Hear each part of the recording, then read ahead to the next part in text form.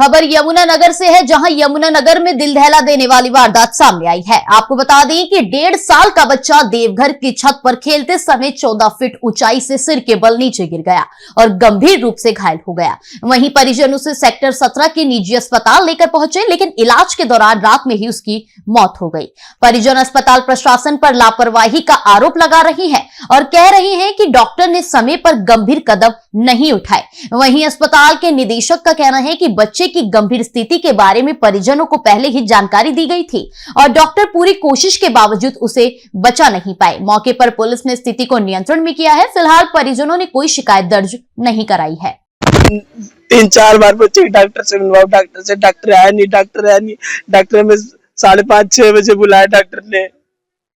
Matter को शुरू से सीरियस में लिया गया। सर मेरा क्या था? मैं एक ही बात कहना, इनकी लापरवाही रही। 15 मिनट पहले तो 2 मिनट बाद इन्होंने कहा कि डॉक्टर साहब नीचे बुला रहे हैं।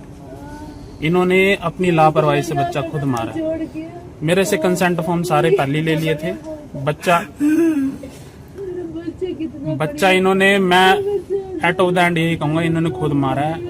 मेरा जान था। मेरी कौन सा हॉस्पिटल है? जिंदल हॉस्पिटल है। और डॉक्टर का क्या नाम है? योगेश जिंदल। अस्पताल में पहुंचे, क्या कुछ हुआ? कॉल आई थी हमारे को, ये जिंदल अस्पताल में रूपनगर कॉलोनी से एक छोटा बच्चा है, 1.25 साल 1.5 साल का। वो छत से गिर गया था, उसको ट्रीटमेंट के लिए आया था।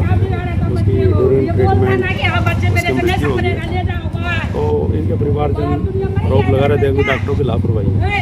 तो पुलिस यहाँ लॉ एंड ऑर्डर के लिए आई थी और जो अभी उनके परिवारजन के उसको बच्चे को ले गया और यहाँ लॉ एंड ऑर्डर अभी भी। कोई शिकायत भी सौंपी गई उनकी तरफ से? नहीं, हमारे पास अभी कोई शिकायत नहीं। देखिए, ये बच्चा 1.5 साल का बच्चा था, घर पे छत से गिर गया सुबह और तकरीबन जहाँ तक हमें बताया गया था कि 14 फीट हाइट से बच्चा उल्टा गिरा सिर के बल पे।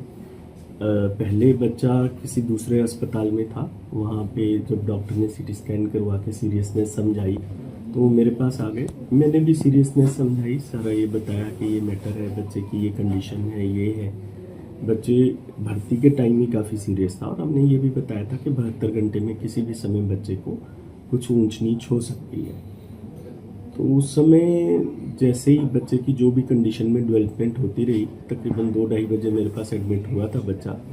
तो शाम के 7 बजे तक परिवार के साथ कम से कम 4 मीटिंग्स हुई और हर बार उनको अपडेट देते रहे, लेकिन फाइनली जैसा पूरे कोशिश के बावजूद हम बच्चे को नहीं बचा सके, तो फिर सडनली फैमिली इस फैक्ट को एक्सेप्ट नहीं कर पाई और काफ़ी हंगामा खड़ा कर दिया उन्होंने। डॉक्टर साहब आरोप लगा रहे हैं कि हमें बताया नहीं गया था और सिर्फ 15 मिनट पहले ही कहा गया था कि वेंटिलेटर पे करो और पहले कोई अपडेट नहीं की गई थी। देखिए, एडमिशन के टाइम ही सारी बात समझाई गई थी और बताई भी गई थी और लिखवाई भी गई थी कि ये बच्चा की हालत इतनी सीरियस है और ये सारी बात समझने के बाद हम बच्चे को यहीं एडमिट करवा रहे हैं। कभी भी ऐसी कोई बात नहीं है कि कोई बात बताई नहीं गई। 3 लोग थे शुरू से, वही तीनों लोग तीनों बार मिले हैं। पहले शुरू में 2 लोग थे, दोनों में से एक अपने आप को फादर बता रहा था, बाद में 3 लोग हो गए।